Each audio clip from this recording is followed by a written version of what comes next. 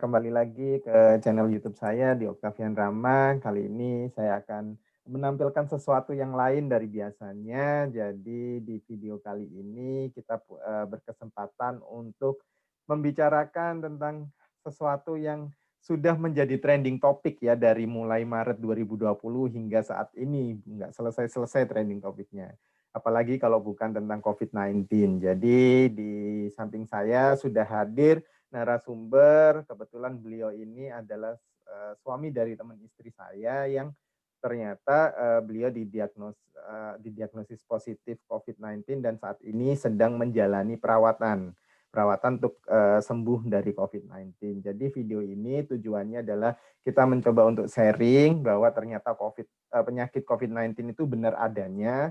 Jadi biar masyarakat di Indonesia atau masyarakat dimanapun berada itu bisa lebih aware, waspada. Jadi penyakit ini bukan penyakit yang mengada-ngada, tapi tujuannya tidak untuk membuat masyarakat takut, tapi nantinya biar masyarakat itu tahu bagaimana nanti ketika terdiagnosis positif COVID, apa langkah-langkah yang harus dilakukan dan juga bentuk perawatannya seperti apa. Jadi ini sudah hadir narasumber kita, yaitu Pak Mario yang saat ini itu sedang berada di Wisma Atlet. Nah, jadi biar tahu nanti perawatan di Wisma Atlet itu seperti apa gitu ya. Baik, mungkin untuk perkenalan saya serahkan langsung kepada Pak Mario untuk memperkenalkan diri, mungkin dari nama, alamat dan juga mungkin pekerjaan dari Pak Mario seperti apa. Monggo Pak Mario. Iya, terima kasih Pak Rama sebelumnya. Untuk perkenalannya, nama saya Mario Waheb, usia 40 tahun. Saya bekerja di sebuah rumah sakit rujukan nasional di Jakarta. Saya bertempat tinggal di Jakarta Selatan, RS Fatmawati, nomor 5, Cilandak. Pekerjaan saya di rumah sakit yang tempat saya bekerja adalah sebagai penanggung jawab gedung dan fasilitas non-medik, penunjang non-medik. Itu Mas, kurang lebih perkenalannya. Ya. Terima kasih nih Pak Mario. Jadi sebagai penanggung jawab gedung medik sebenarnya tidak langsung berhubungan dengan secara tidak langsung ya berhubungan dengan pasien dan sebagainya. Nah itu pada waktu itu apakah ada tes swab di tempat Bapak bekerja atau seperti apa kok tiba-tiba bisa terdiagnosis positif dari COVID-19 gitu Pak? Mungkin bisa diceritakan gitu Pak. Kalau buat di tempat saya bekerja, sebenarnya prosedur pemeriksaan swab PCR itu adalah ketika di ruangan kita kerja atau rekan kerja atau kita sendiri itu teridentifikasi sebagai kontak erat dengan pasien COVID yang sudah terkonfirmasi sebelumnya ya positif gitu. Kebetulan di tempat ruangan saya bekerja, 1 pekan sebelum saya bergejala itu ada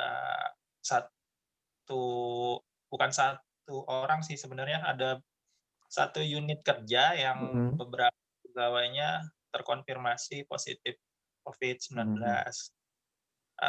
Yes, sebenarnya sih untuk dibilang kontak erat saya enggak ya, cuman karena kebetulan saya bekerja di fasilitas kesehatan yang jadi rujukan COVID juga, jadi ya mau nggak mau ya masuk di dalam red zone juga gitu, walaupun entah mana ya pasti resiko tinggi untuk tertular atau terinfeksi gitu. Dan awalnya saya terkonfirmasi itu adalah ketika saya merasakan saya sendiri itu bergejala gitu, karena kan pada umumnya gejalanya adalah demam.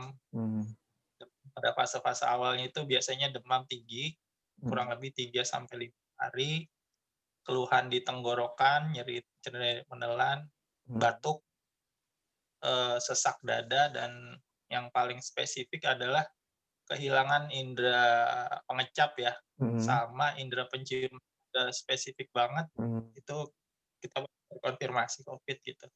Jadi ketika saya merasakan gejala itu, saya lapor kepada PIC penanganan COVID di tempat saya bekerja untuk menjelaskan gejala apa aja yang sudah saya rasakan dan berapa hari.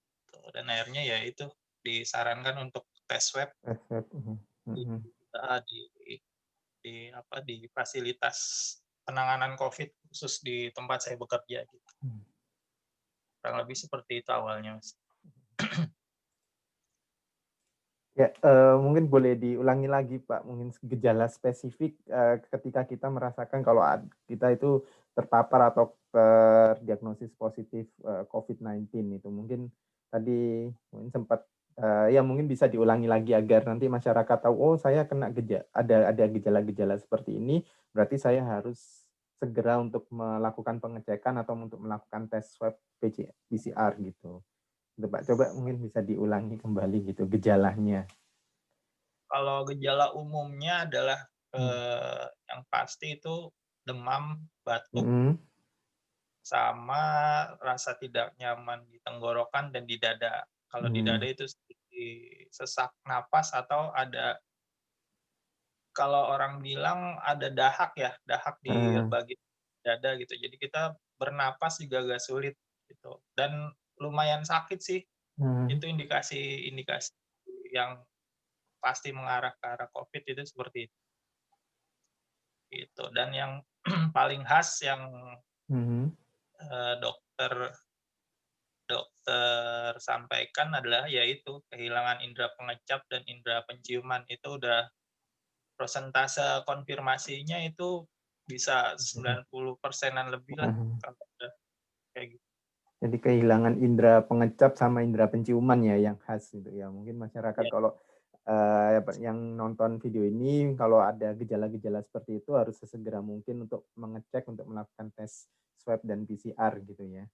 Dan saya kemarin baca berita Kemenkes itu sudah menetapkan harga termahal atau harga maksimum tes PCR atau swab itu 900.000. Saya nggak tahu apakah ini akan di-cover BPJS atau enggak ya, tapi Kemenkes sudah menetapkan harga maksimal untuk tes PCR atau swab. Nah, ini kemudian saat ini sedang dirawat di Wisma Atlet ya, Bapak ya, Pak Mario ya. Ya, di Wisma Atlet ya. Nah, mungkin bisa diceritakan kondisi di Wisma Atlet sendiri itu seperti apa? Mungkin fasilitas kamar, kemudian ketersediaan nakes yang ada di sana, atau ya mungkin ruang isolasinya bagaimana, apakah dicampur atau seperti apa? Mungkin yang masyarakat awam ingin tahu gitu kondisi. Takutnya ketika mungkin ini ya ada stereotip negatif ke masyarakat itu dirawat di Wisma Atlet kita kumpul dengan sesama penderita COVID, apakah nanti juga kesembuhan kita akan bisa lebih cepat atau malah lebih lama atau malah lebih parah atau seperti apa gitu Pak. Mungkin bisa di sharing gitu kondisi di Wisma Atlet saat ini seperti apa. Gitu. Ya, kalau secara umum kondisi di Wisma Atlet sih karena pada dasarnya awalnya bukan tempat perawatan gitu ya, buat perawatan, bukan buat fasilitas kesehatan gitu ya. Jadi kalau untuk saya pribadi sih sudah lebih dari cukup gitu, lebih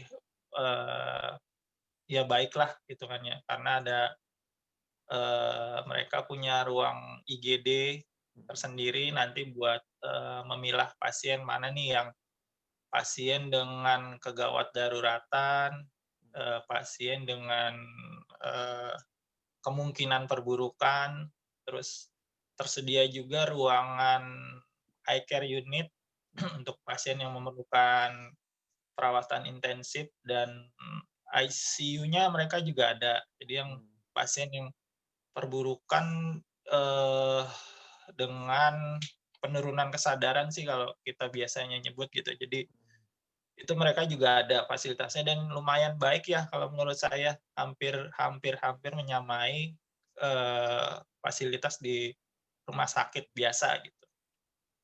Terus kalau buat fasilitas lainnya ya karena di sini kita di judulnya pasien yang isolasi mandiri terkendali kan gitu. Jadi kita seperti apa ya, diisolasi di ruangan sih, tapi kita tetap, bisa beraktivitas seperti biasa dan malah lebih tertata kalau menurut saya, dan terkontrol karena kita kalau buat di saya kebetulan di tower 7, Mas Rama. Iya. Jadi itu buat pasien yang bergejala. Jadi setiap harinya kita ditensi, dikontrol tensi, diperiksa EKG, rekam irama jantung, ada ronsen dada juga, sama terapi obat-obatan yang untuk meredam atau menurunkan gejala-gejala COVID gitu. Biasanya sih disertai itu, sama antivirus dan vitamin sih. Asupannya terapinya kita seperti itu. Gitu. Jadi bisa dibilang untuk penanganan untuk pasien yang terdiagnosis COVID itu sudah cukup memadai ya, sudah bisa dibilang sudah memadai di Wisma Atlet, sudah ada disediakan juga obat-obat untuk menangani itu dan juga antivirusnya juga ya Pak ya. Jadi tidak perlu khawatir sebenarnya kalau ketika kita harus dirawat di Wisma Atlet gitu ya, karena memang malah sudah tertata tadi. Untuk nakesnya sendiri memang memadai ya untuk ketersediaan tenaga kesehatannya di sana cukup memadai ya Pak ya. Kalau tenaga kesehatannya memadai karena rata-rata sih sharing dari teman-teman tenaga kesehatan, dokter ataupun gitu, rata-rata yang di sini paling tidak sudah lulus dari pendidikan perawat, atau kalau buat dokter ya telah menyelesaikan program studi dokternya gitu.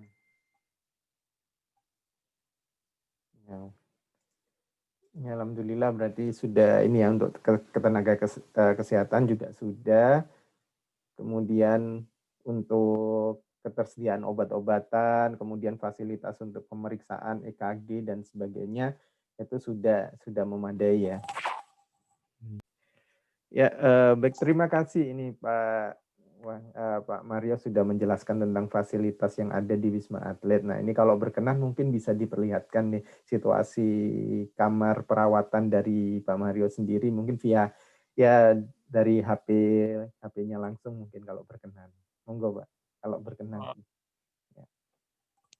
Ya, kalau buat ruang isolasinya sebenarnya bentuknya kita ruangan flat ya, karena buat atlet di sini kalau di saya ada ruangannya, ada 3 tempat tidur sih di ruangan 2 yang di rumah terpisah. Gitu. Saya ada di lantai 24. 24. Ya. Tower 7 tadi ya. Ya. Pemandangannya sih lumayan ya, jadi nggak terlalu stres juga. Pemandangannya Terus gedung ada langit di Jakarta. Ada lemari juga, lemarinya disediakan. Tempat tidur dan kasur serta bantal juga disediakan. Lemari kita ada, lemari pakaian dan buat untuk naruh kamar barang, mandi dan toilet dilengkapi pendingin ruangan. Ada AC-nya juga. Ada AC-nya. Kalau buat kamar mandinya sih ada di luar kamar, tapi dekat masih dalam ruangan juga. Nah, ini tetap sharing ya, sharing dengan pasien lain berarti. Iya. Atau sharing dengan satu kamar itu atau ini?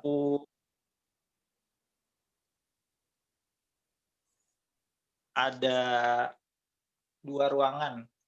Jadi ada 2 ruangan yang terbagi, satu ruangan tempat tidur, satu lagi satu tempat tidur. Berarti kamar mandi itu untuk kamar mandinya berarti untuk satu unit. Satu unit ya. Ada di sampingnya lagi tadi ada bagian buat dapur kecil sih sebenarnya Hmm. ya, buat bawa masak sama cuci piring dan menjemur pakaian. Sebenarnya sih lebih, eee, apa ya, mirip Mirip flat gitu ya, mirip flat, apartemen gitu ya. lebih mirip seperti itu. Dan paling ditambah itu, sarana buat kesehatannya gitu, Hmm. sih. Jadi, eee, tidak perlu khawatir atau Mhm. takut bila terkonfirmasi terus disarankan dirawat di Wisma Atlet. Mhm. Sebenarnya lebih kalau dari, eee, teman-teman, nakes gitu dan Mhm. saya pribadi kebetulan saya kerja di rumah sakit, emang Mhm. sebaiknya bila terkonfirmasi terus tempat kita nggak memungkinkan untuk isolasi Mhm. mandiri, ya baiknya sih emang minta dirujuk ke Wisma Atlet aja. Lebih terkontrol soalnya sih Iya. isolasi kita jadinya, gitu. Iya, itu dicek terus ya, dicek tiap hari EKG, kemudian ronsen juga. Gitu. Jadi ini memang ya progres untuk kesembuhannya lebih terkontrol dan juga tahu nanti langkah-langkah apa yang bisa dilakukan ya jadinya. Kalau Dan di rumah terap isolasi mandiri di rumah itu takutnya ya kita juga bingung nanti apa tentang obat-obatannya, vitamin yang harus kita suplai ke tubuh kita itu seperti apa, itu kita juga mungkin awam dengan tentang itu ya. Jadi ya nggak usah khawatir, memang nggak apa lah kalau memang kita harus dirujuk di ini ya, di Wisma Atlet gitu. ya. Ya, baik. Terima kasih ini Pak Mario mungkin untuk kesediaannya untuk sharing dengan kita. Jadi tentang kondisi Wisma Atlet, tentang perawatan di sana untuk pasien yang terdiagnosis atau terkonfirmasi positif COVID. Nah, mungkin ada pesan-pesan buat penonton di video saya ini, di channel YouTube saya ini untuk apa ya, agar lebih waspada, aware dan juga mungkin waspada ya, tetap waspada dan menganggap kalau ada yang mungkin menganggap COVID-19 itu tidak ada, tapi sebenarnya ya memang ada gitu dan biar tidak panik masyarakat yang nantinya, "Oh, saya terkonfirmasi positif," biar tidak takut dan tidak panik. Nah, mungkin ada pesan-pesan khusus yang bisa diberikan, untuk Eee, kalau pesan khususnya sih,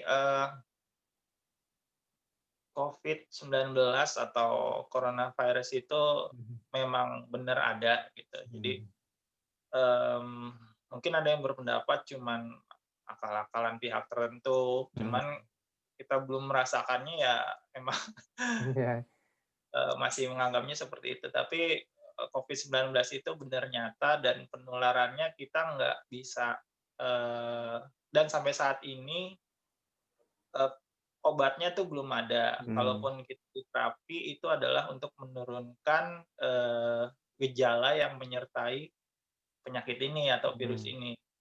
Jadi, eee, paling tidak kita lebih waspada, mhm, waspada bukan berarti takut ya, iya, bisa tetap menjalankan protokol yang sudah ditetapkan oleh, pemerintah setempat atau mhm, yang, paling tidak kita mewaspadai diri kita sendiri dan mhm, terutama keluarga kita gitu, karena kita nggak tahu kita bakalan kena di mana. Yang paling penting adalah, paling kita menggunakan masker, mhm, menghindari kerumunan bila sangat-sangat tidak perlu, lebih baik ya menjauhi kerumunan lah, gitu. mhm, Terus mencuci tangan, memperhatikan kebersihan, diri sendiri dan lingkungan kita, tetap menjaga kesehatan dengan minum vitamin, terus tidak stres karena, tingkat stres juga mhm, mempengaruhi juga ternyata Mas, gitu. Jadi iya, ada, eee, temen nakes yang sudah sampai 5 kali swab, hasilnya tetap mhm, positif gitu kan, dan dari dokter yang menangani sih sebenarnya karena tingkat stresnya tinggi, jadi ya begitulah hasilnya tetap positif udah beberapa kali, itu sih yang paling penting ya itu, pakai masker, mencuci tangan, menjauhi kerumunan, dan tetap menjaga asupan gizi buat Gizi. tubuh dan tidak stres. Itu yang penting, tetap bahagia ya. Harus happy terus, bahagia, jangan stres. Ya, terima kasih nih Pak Mario. Di sana di Wisma Atlet sudah berapa hari? Saya ini hari ke-9. Oh, hari ke-9, masih kurang berapa, 5 hari lagi ya, insya Allah. Mudah-mudahan bisa negatif nanti ketika di swab lagi dan bisa pulang ke rumah, berkumpul dengan keluarga, dengan istri dan juga anak ya. Mudah-mudahan ini ya, keadaan Indonesia juga terus menurun kurvanya dan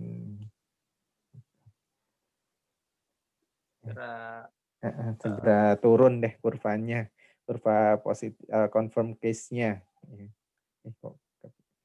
Penularannya juga menurun, masyarakatnya mulai sadar.